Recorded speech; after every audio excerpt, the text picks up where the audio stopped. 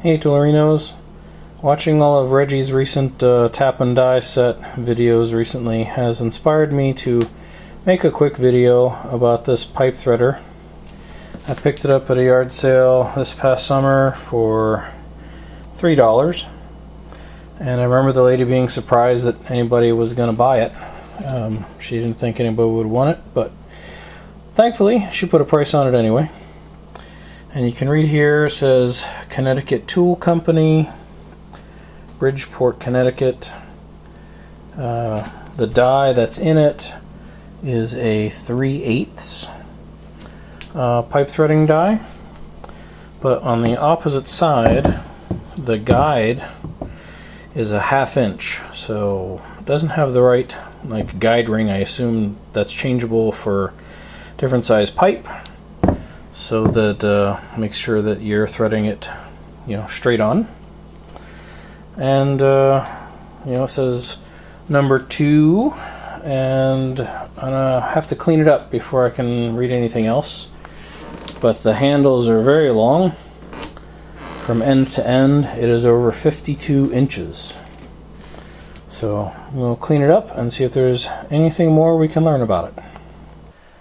Alright, with a little bit of wire brushing, the big words have come out much nicer. They're much easier to read, but I've also uncovered a little bit more. So here where it says 3/8, there's an R, and it says the same thing, 3/8 with an R, on both halves of the die. But on this one it has a number 1, and on this one a number 2, and they both have an S with a tick mark that lines up with an S and tick mark on the die holder. And while I was cleaning, I realized that this one was loose, so these must have a slot that these are supposed to be tightened down to hold it in place after you've adjusted it with these square-headed bolts on the ends. So I'm gonna take it the rest of the way apart and see if there's anything more to find out.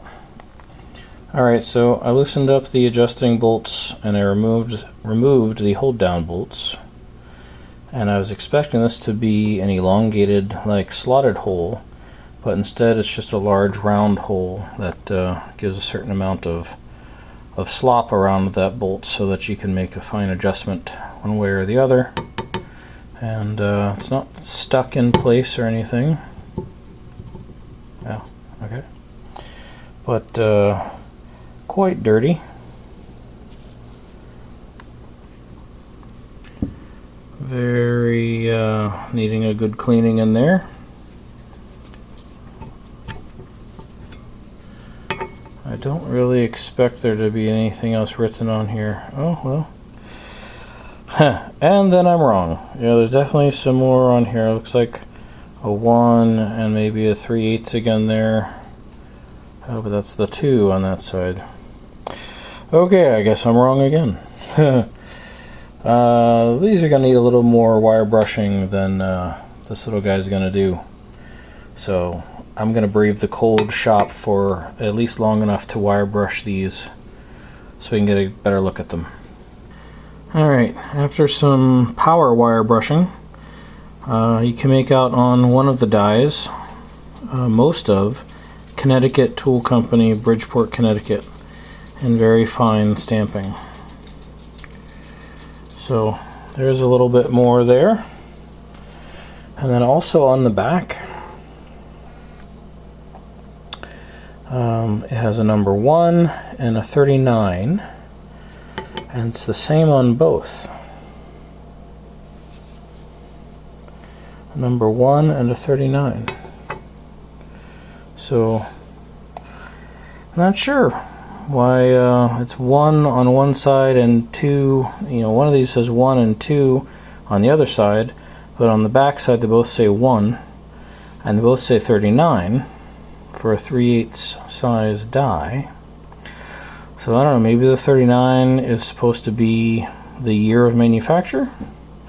Possibly. Maybe when I learn a little more about this company, if I can, that will tell us whether or not that's a possibility. Well, Toolerinos, in searching for information about the Connecticut Tool Company, I found that on eBay there are an awful lot of almost identical looking tools, and instead of saying Connecticut Tool at the top, they say F. Armstrong. But otherwise the construction looks identical. Even the dies are marked in the same way, except they say genuine Armstrong on them. And so this got me hunting around for information about the F. Armstrong Company, and I found that somebody had posted a PDF of an 1887 catalog. And there it is, adjustable stock number 2 and dies for threading pipe. And see, 1887. The construction of it looks exactly the same.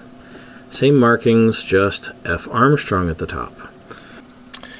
And with a little more digging on eBay, even though this one was listed as Armstrong, I noticed it's actually Connecticut Tool Company. Now this is a little different model. It's the 2.5, has a little different construction, but it's Connecticut Tool Company, which is what mine says. So when you look closely at some of the other pictures from this listing, the dies have a patent number. So the patent number led me to do some patent searching, and ultimately I came up with one patent for an adjustable thread cutting tool that was patented in 1914. And it says here, assigner to the Connecticut Tool Company of Bridgeport, Connecticut. So that is the only example of documentation for the existence of that company and when, 1914. So I assume the F. Armstrong Company was sold or changed hands or something, and it was renamed Connecticut Tool Company. So I think my tool is newer, is younger than the ones that say F. Armstrong. And another piece of the mystery is, on eBay, some of the dies that you see on these F. Armstrong pipe threaders have the Armstrong tool logo, and it says Chicago, USA. That seemed like a different company altogether, because they made lathe tools and wrenches and things, and they lasted, you know, a long time. But I didn't see any direct relationship.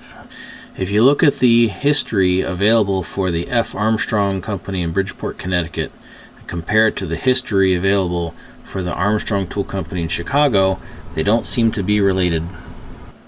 Here's the cover of the catalog. Armstrong Manufacturing Company, water, gas, and steam fitter tools. Adjustable stocks and dies for pipe and bolts, pipe wrenches, pipe vices, etc., etc. Wouldn't it be awesome to find some of these tools? Pipe wrenches, the pipe vices, the clamps. Now that would be a collection. Just for 1 year. Just find all the tools that they sold in, for 1 year. That would be amazing. Hey Toolerinos, I happen to be passing through Bucyrus, Ohio, and I found this painted on the side of this building. Isn't that awesome?